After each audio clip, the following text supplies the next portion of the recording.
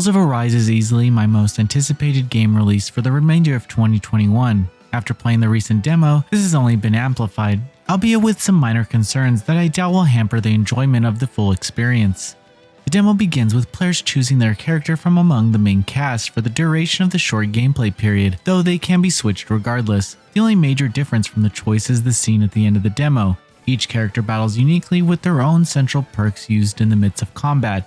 For instance, the main character Alphen's perk is Flaming Edge, an ability that sacrifices his own HP to perform a powerful strike with his enkindled blade. These perks grant lofty gameplay variety for those who choose to control aside from just the arts. Combat itself is delectably smooth with a consistent frame rate and overall performance. If you've played any other Tales game before, you will be familiar with the mechanics, UI, and general systems in place. There are slight tweaks and additions to make combat feel fresh for even the veteran crowds. The demo has numerous readable tutorials accessible from the main menu, explain the intricacies of combat in thoughtfully digestible ways, striking an appearing balance of guidance and freedom. Without going too in-depth with the mechanics, my general impressions are positive. The perks, synergy skills between the party members, and the perfect dodge evasion technique coalesce to create an undeniably fulfilling experience. I generally enjoyed myself and tried my hardest not to play too much, given how close the full release is. However, one slight concern I have with the combat is how tanky the enemies are. This could be part of the demo, but some enemies felt unquestionably spongy, even on the normal difficulty. Part of me wonders if this was done to grant purchasers a grander window of battle availability to experiment with all the tools. Still, I sincerely hope the actual game lacks this point. Map exploration is another component of the demo, and it generally blew me away. Tales of Arise somehow manages to be an actualization of the next generation Tales experiences I've always wanted, thanks to the beautiful landscapes. Items can be gathered from specific sections of the map, and enemies can be seen on the overworld,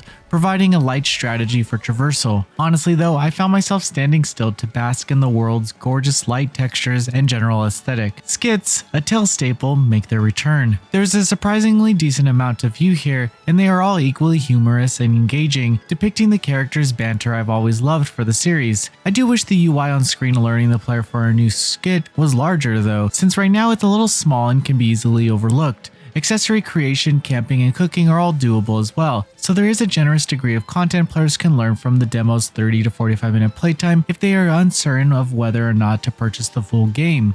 Tales of Arise is shaping up to be a new age JRPG definer, and I, for one, cannot wait for its full release in a few weeks. Regardless if it matches up or surpasses prior Tales titles, I am just glad to finally be receiving a brand new, original entry in the beloved series, with new characters and a new world to explore. Tales of Arise is launching worldwide on PlayStation 5, PlayStation 4, Xbox Series X, Xbox One, and PC on September 10th, 2021.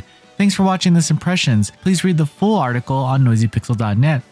Noisy Pixel is run by a group of gamers who work hard to deliver news, reviews, previews, and more. Please subscribe to keep up with all our feature content.